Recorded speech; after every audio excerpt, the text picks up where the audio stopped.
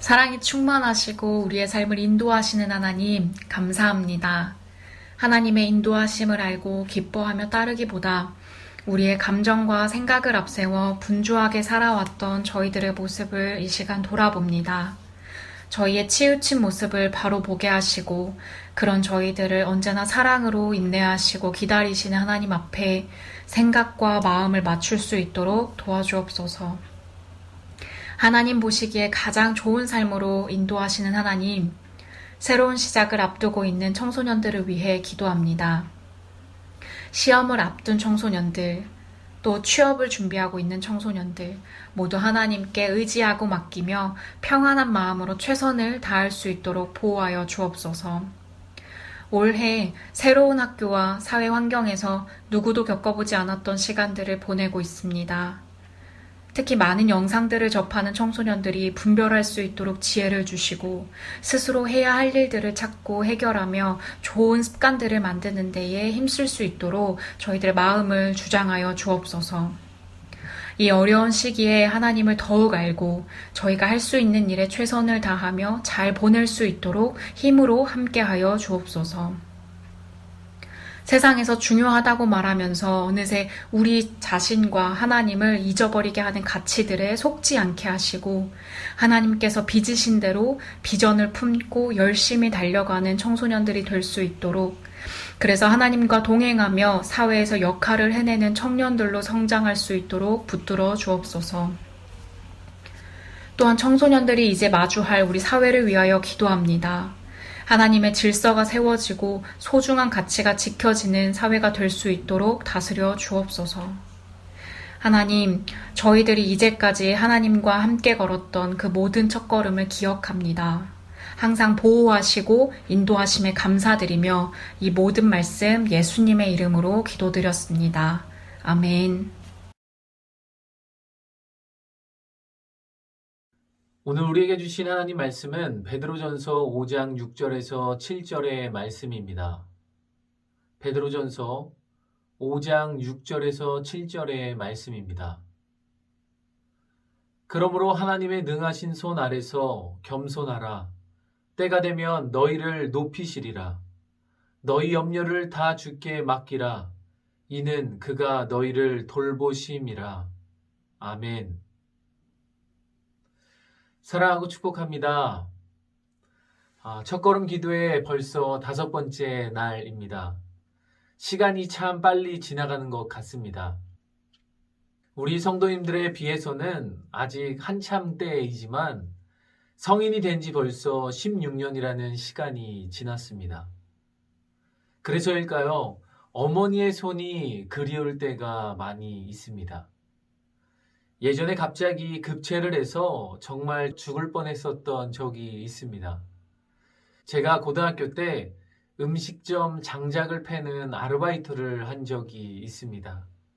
늦게까지 일을 하고 식사를 주셔서 맛있게 잘 먹고 집으로 돌아왔습니다. 그때까지도 괜찮았는데 집에 도착하자마자 얼굴이 하얗게 질리고 그리고 배가 너무나도 많이 아팠습니다. 그래서 화장실에 들락날락해도 아무런 반응이 없이 계속 얼굴만 하얘지고 속이 너무 많이 안 좋게 되었던 것입니다. 그래서 손가락을 어머니가 따 주셨습니다. 손가락을 따는데 피가 퍽 하고 튀는 것이었습니다. 그리고는 속이 풀리는 것처럼 속이 울렁거리더니 제가 먹었던 모든 것을 다 쏟아냈던 기억이 있습니다. 그래서 힘이 하나도 없이 누워서 계속 있었습니다. 그때 어머니가 오셔서 제 배를 쓰다듬어 주셨던 그 기억이 납니다. 지나가는 세월 속에서 손이 그립다는, 그 어머니의 손이 그립다는 생각이 많이 듭니다. 옛날에 우리 어머니들의 손은 뭐라고 했죠? 약손이라고 했습니다. 아기가 배앓이를 하면 어머니는 배를 어루만져 줍니다. 신기하게 배앓이가 가라앉고 아기는 어머니의 품에서 잠이 들곤 하죠. 이처럼 요즘 세상에서 우리를 보면 모두는 살아가면서 배앓이가 아닌 소갈이를 한다는 것입니다. 마음이 아프고 시릴 때가 있다라는 것이죠. 우리 학생들은 문제가 잘 풀리지 않고 집중도 되지 않고 노력을 해도 성적은 오르지 않고 걱정과 두려움, 귀찮아서 다 하기 싫을 때 소갈이를 합니다. 마음이 몸살을 앓듯 열이 펄펄 끓어오를 때가 있습니다. 그럴 때 하나님의 사람들은 하나님의 능하신 손을 의지한다는 것입니다. 하나님 손만이 우리를 낫게 할 수 있습니다. 오늘의 말씀 속에서 흩어진 나그네들에게 응원하는 말이 나옵니다. 다시 한번 우리 말씀을 읽어보도록 하겠습니다. 베드로전서 5장 6절에서 7절의 말씀입니다. 그러므로 하나님의 능하신 손 아래서 겸손하라. 때가 되면 너희를 높이시리라. 너희 염려를 다 주께 맡기라. 이는 그가 너희를 돌보심이라. 아멘. 우리의 삶은 나그네와 같다 말합니다. 나그네의 삶은 외롭고 쓸쓸합니다. 그리고 고단합니다. 고단한 인생길을 살아가는 하나님의 사람들에게 낙은 무엇일까요? 베드로전서는 세상에서 나그네와 같이 살아가는 이들에게 편지하는 내용입니다. 특히 사도 베드로는 여러 지역에 흩어진 나그네들에게 소망을 품는 편지를 보낸 것이죠. 그렇다면 나그네들이 왜 되었을까요? 왜 그들은 흩어졌을까요? 바로 로마를 다스리던 네로 황제로 인해 핍박과 박해를 받아 흩어지게 된 것입니다. 그런데 그렇게 힘든 나그네들에게 베드로가 보냈던 첫 번째 메시지가 바로 하나님을 찬양하라, 이 내용이었습니다. 참 어이가 없는 말씀입니다. 고통당하고 있는 사람들에게, 외로운 사람들에게, 쓸쓸하고 고단한 사람들에게 찬양하라고 말한 것입니다. 정말 그냥 들으면 어이가 없는 말입니다. 왜냐하면 대부분 사람들은 기뻐할 때 노래합니다. TV에서 맛있는 녀석들이라는 프로그램을 본 적이 있습니다. 4명의 좀 등치가 있는 코미디언들이 나와서 음식을 먹는 프로그램입니다. 거기에 김준현 씨라는 분이 나옵니다. 게임을 해서 이겨 음식을 먹으면 밥을 먹으면서 콧노래를 부릅니다. 너무 신나서 노래를 부릅니다. 하지만 게임을 해서 걸려서 밥을 한 끼를 굶었을 경우에는 노래도 안 나오고 한숨만 푹푹 쉬는 모습을 본 적이 있습니다. 이해하기 쉽게 밥 한 끼로 여러분들에게 예를 들었지만 밥 한 끼를 못 먹는다고 해도 우리에게 노래가 나오지 않는다는 것이죠.